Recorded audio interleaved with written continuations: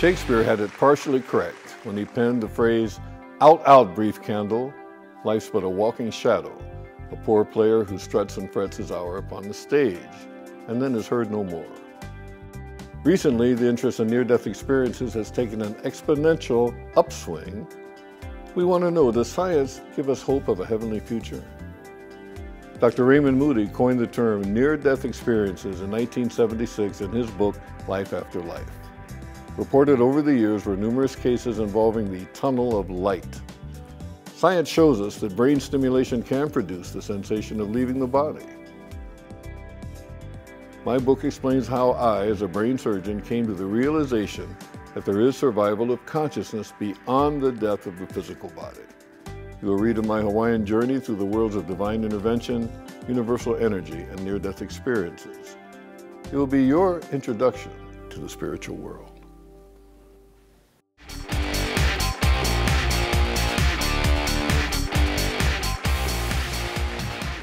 Many of you have heard about a near-death experience. So what really happens to the brain at the moment of death?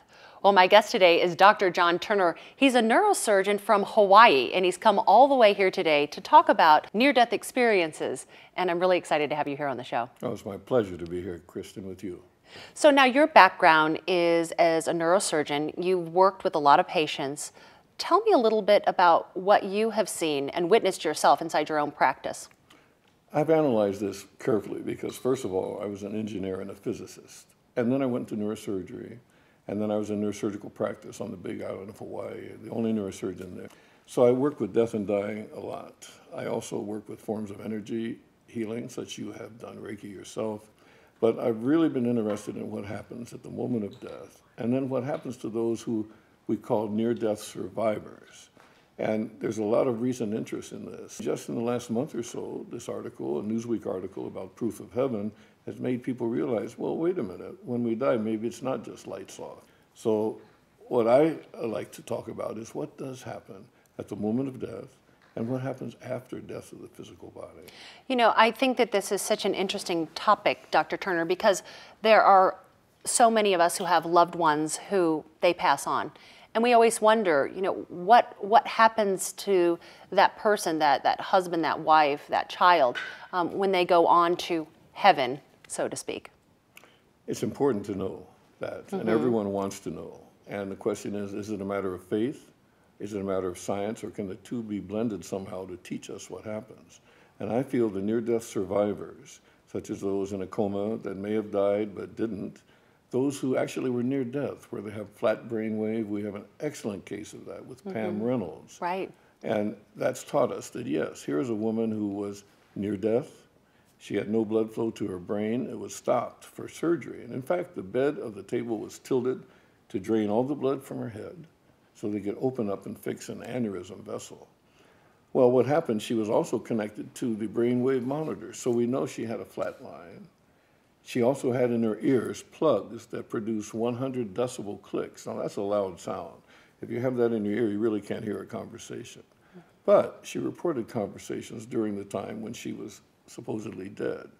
So it's a very important case. So there are many things now that have led me to conclude that there's no question about it.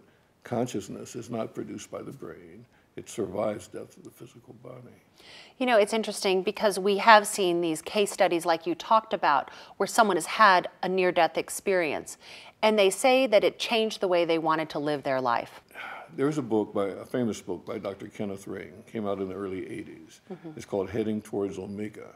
Omega is the last of the alphabet and it means the end.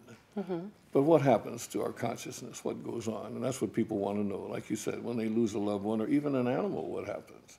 Well, at the moment of death, something very interesting happens. There's a clarity that comes. And I saw this in the case of my mother. I was right there at her bedside. And after laying in a coma, not a coma, but a deep sleep for 3 weeks, she suddenly opened her eyes and she looked right at me. No expression on her face. And I took that moment to get close to her, if I may come a little closer. Yeah. And I said, Mom, I want to thank you for everything you've done for us. I said, because of you, Mom, we're going to be just fine. So you can go now. You don't have to worry. Well, what happened? She closed her eyes, turned her head, and was back in this deep sleep. Well, I set my clock for 2 hours, because every 2 hours I would turn her. And I had this dream, Christian, and in the dream, I'm at the hospital, have on a white coat, and the nurse says, "Dr. Turner, please, can you look at your mother?" And I turn around, and there was a row of beds, and there she is in a bed. And I took out my pen, and on the bed sheet I wrote, "No oral intake for 3 weeks. Family does not wish to push fluids." And as soon as I signed my name, it was like an order sheet, I woke up. And sure enough, I went in, and that was that. Right. I was telling this story at a conference, International Conference on After-Death Communication. And a woman came up to me and she said, "Dr. Turner, I thought you'd like to have this picture that I took when you explained how your mother died." And in the picture over my head is this large orb, big thing. Ooh, you're giving me the chills. Yeah. And now people who say, well, that's just a matter of dust and moisture. It's funny that it would show up at a conference on after-death communication. When you're talking about your mother. Yeah. So there's this period at the moment of death where people become lucid. Now, John Lerma is a hospice doctor, a friend of mine, who did studies where he put these people who were dying at that moment into an MRI scanner, a functional MRI that showed areas of the brain were lighting up that he felt couldn't possibly light up at death, right? Right. So at the moment of death, this happens. But the more important thing, Christian, is what happens to these people after they've come back. They're usually given a choice. Do they want to continue on? And I think all your listeners know about the different stages. There's being out of the body, looking down at the body. There's this tunnel opening up and so forth. All these things, but they involve one important thing. They involve a being in the light. And these people somehow meld and blend with that light. And when they come back, they feel they brought part of that light back with them. And more amazing, people like me who study this, by an empathetic connection, I'm starting to pick up that light too, just like I had experienced what they've gone through. You know, I have heard before that there is a such thing as a life review. What does that mean to have a life review? You know, you go to the other side, you connect with the light like you're talking about. Is it a movie that people see? I mean, what are some of the stories or reports that you... Most of all the reports are similar. Some of them say that in black and white, there's a three-dimensional presentation of their entire life, and it's fast, but it contains everything that happened. It's not to judge, but they feel what's happening. For example, let's say there's a scene where they put someone through something very terrible. They really hurt them. They feel that pain. So they get a chance to see this life review. Now, that's fine, but the key thing about this is in Dr. Moody's new book, Glimpses of Eternity, came out last year. In that book, people are there at the bedside. They don't have dying brains, but they have seen that life review that the patient goes through. They've heard the same heavenly music. They've seen this portal opening in the ceiling with the beckoning of the loved ones, and there's nothing wrong with their brains. And I would say the cases he collected quietly over the years kind of show that, look, there has to be these things that go on. There's no doubt about it. So that's one of the three things that, to me, prove that there is survival of consciousness. So you said there's three things. What are the other two things? The other is the work of Dr. Michael Newton in his two books, Journey of Souls. And in there, he regressed people hypnotically back to a past life. But that wasn't the key thing. He then focused on that time between lives. And they all said this, that we have some type of guardian spirit, or maybe more, and that this spirit sometimes may decide to come down and take this trip with us, and that we're able to plan in this realm, the spiritual world, our next reincarnation. And I have a son now who's 7 years old, but when he was about 4, one day he's sitting like this looking at TV, and I'm looking at him, and suddenly he's just staring at me with a smile like this. His name is Doshi, which means one who intends to follow the right path. And I said, Doshi, hold that thought. What are you thinking? He said that I am you and you are me. Now look, he was 3 or 4 years old. So a year went by, and I have a good friend in Phoenix, but I told him that story, and you know what he said to me? He said, I've got the feeling, strong feeling that this boy came to be your protector. I said, my protector? What do you mean? He said, just trust me on that. So that night, a year later, I said, Doshi, if you're going to protect me, why? You know what he said? He said, because I am you and you are me. Wow. Then later, when I study all this, and this in-between lives study of Dr. Newton, I realized this boy did decide to come down and be a guardian angel along with me in the flesh. And he does protect me. Right. Because now, if women come up to me, they used to say, "Oh, Dr. Turner." Now they see him and they say, "Oh, what a cute little boy." And it's like he deflects it. So anyway, that's the second thing. Yeah. The third thing is the case of Pam Reynolds, a near-death case that proves that she had no brain activity. It's a classic case, and it's one of the best we have. So, Dr. Turner, I know that you have written a book, Medicine, Miracles, and Manifestation, and we have had a discussion about how important it is for people to not only connect with this light, but what that really means is to have a compassion or an understanding for everyone else who shares this world that we live in. I think it means that we're all connected. There's a connectivity to this whole thing with the consciousness and the clarity of consciousness. Once people realize that we're all brothers and sisters, that we're all one, and we can't discriminate against anything or anybody, the world can change. We have a chance to wake up. I think that's the thing. We came from light. All of the cells of our body, except perhaps maybe hydrogen, comes from a supernova explosion somewhere. And as Neil deGrasse Tyson of the Hayden Planetarium said, look, we're all made of light. Let's just celebrate the fact and not try to analyze it. And that may be the best bet, because we're all the same. We're all one. So as a scientist, you are saying that there is scientific evidence that we are in fact constructed of light? Oh, there's no question. Like I said, everything, this book, you and me, everything here came as a result of a supernova explosion somewhere in this universe. That's just a fact. There's no doubting about it. So we're composed of light. People who approach death go into that light. They become one. But that light is an all-loving light, the way they describe it. It's pure love. And they come back changed. They come back understanding the power of love, which makes everything work. It's all based on love. So if we are made of light, and then we have a near-death experience, it sounds almost like you're saying that we return to light. Well, we return to the source. And somehow that source in the near-death experiencers has been a presence in that light, some type of a presence. But it's been so powerful that they don't want to leave. Right. You know, but things that make them come back are obligations like family, these things. But if they had a choice, they would stay with this love. That unfinished business. Well, unfinished business, if you mention that, I just have to say that a gentleman who I kind of know, Van Prague is his name, James Van Prague, wrote the book, Unfinished Business, which was a monumental book. We really can't leave here with unfinished business. We have to learn forgiveness. And that was one thing I was able to learn along this pathway. That's interesting, forgiveness. That part of having finished or unfinished business is our ability or inability to forgive. Well, I think once we get rid of that ego, and one thing that helped me was the Course in Miracles designed to get rid of that ego. Once we can get rid of that, we can move on. And once we can get to that point of total forgiveness of those we need to give forgiveness, then all kind of doors open up. So as a neurosurgeon, Dr. Turner, what would you say forgiveness looks like? I can't say what it looks like. I can tell you what it feels like. Okay. I remember the day that I finally gave the last person forgiveness that I needed to forgive. Years ago, I contacted everyone I thought I may have hurt and asked for forgiveness. Most of the time, they didn't remember what I was talking about. And I told them, you know, the thing is, I remember, and I need to ask for your forgiveness, and they did. But what I hadn't done was to forgive those people who put me through some rough times. When I learned that we reincarnate in soul families, so to speak, and perhaps our connection you mentioned earlier, what is it? We're all part of that same soul family, it appears, right? Once I realized that these people volunteered to teach me forgiveness, and once I saw that and I forgave them, I realized I have to love them for that, because they allowed me to learn forgiveness. It's important. You have to go through some tough times. You have to go through the fire, so to speak.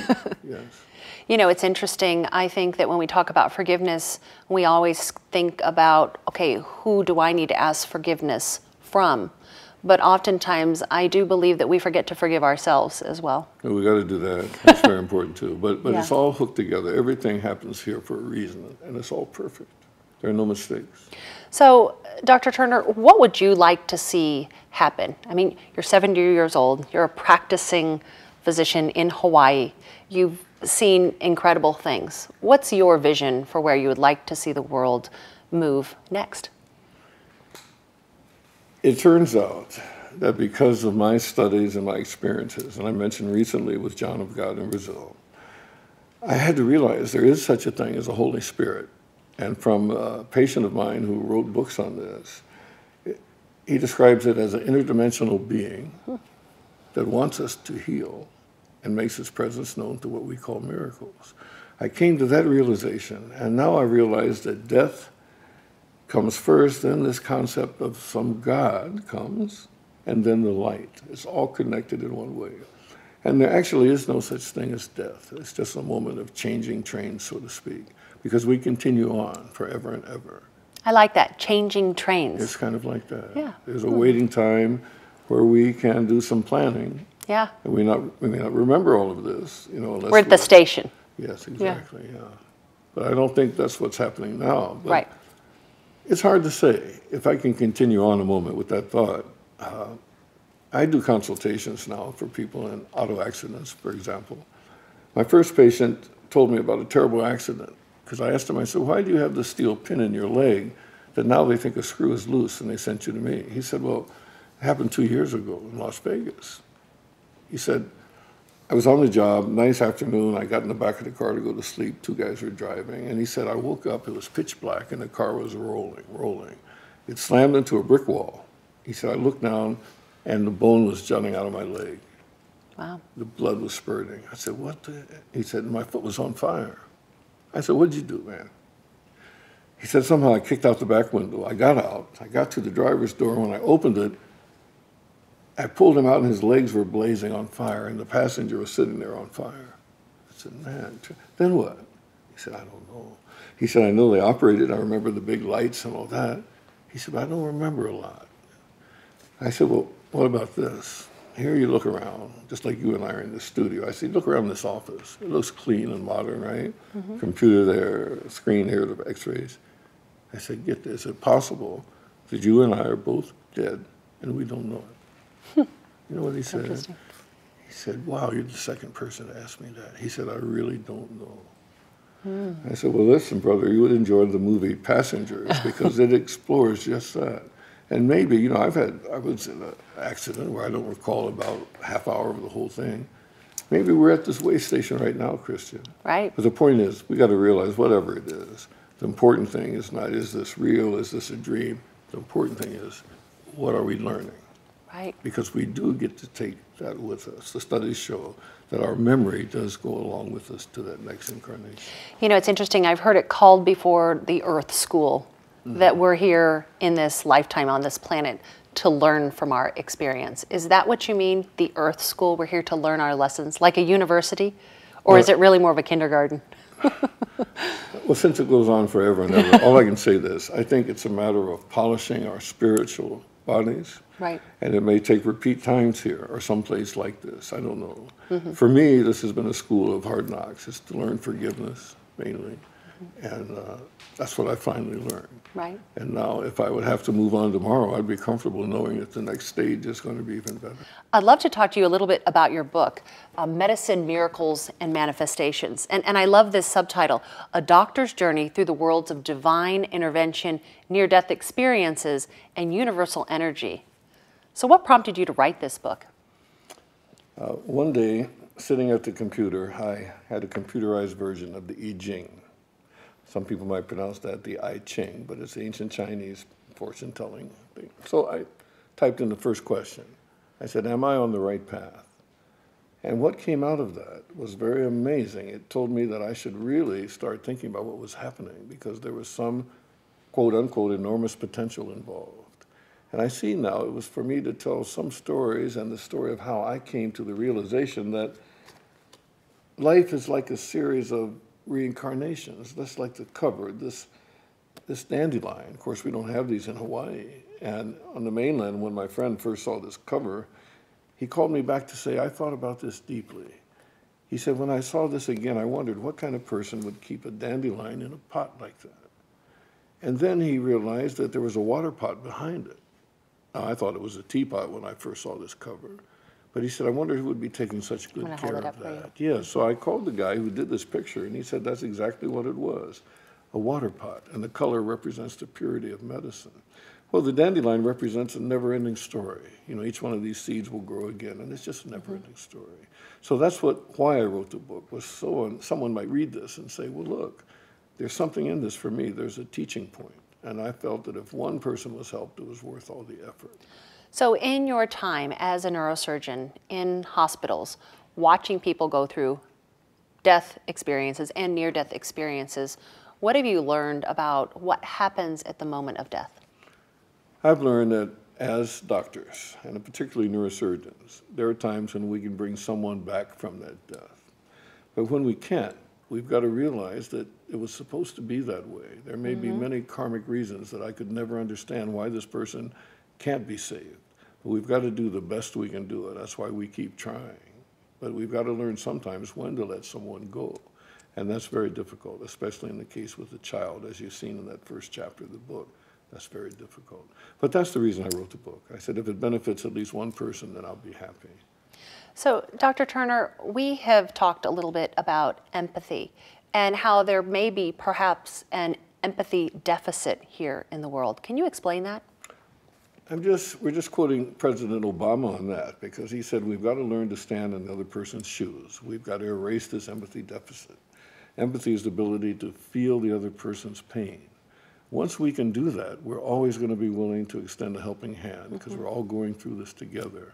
And my associates in Australia have now received funding for the film, Stand in My Shoes, and it's going to talk about this. It's a population-filled, a patient-filled film. Everyone can participate in this, patients, anyone can. And they're going to film all over the world, but also with the neurologist at Stanford, Dr. Mobley, they're going to work on a way to maybe how can we stimulate the brain to energize that area, because there is an area in the brain, there is an area in the brain that's responsible for empathy. And if that can be stimulated somehow by audio signals, electromagnetic pulses, then we might be able to save those years that it takes in meditation to understand empathy.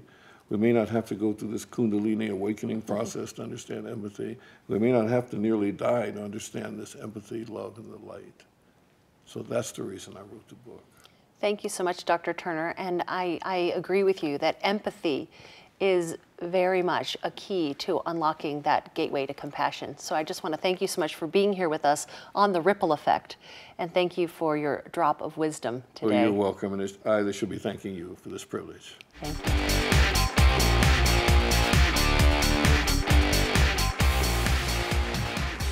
Shakespeare had it partially correct when he penned the phrase, "Out, out, brief candle, life's but a walking shadow, a poor player who struts and frets his hour upon the stage, and then is heard no more." Recently, the interest in near-death experiences has taken an exponential upswing. We want to know, does science give us hope of a heavenly future? Dr. Raymond Moody coined the term near-death experiences in 1976 in his book, Life After Life. Reported over the years were numerous cases involving the tunnel of light. Science shows us that brain stimulation can produce the sensation of leaving the body. My book explains how I, as a brain surgeon, came to the realization that there is survival of consciousness beyond the death of the physical body. You will read of my Hawaiian journey through the worlds of divine intervention, universal energy, and near-death experiences. It will be your introduction to the spiritual world.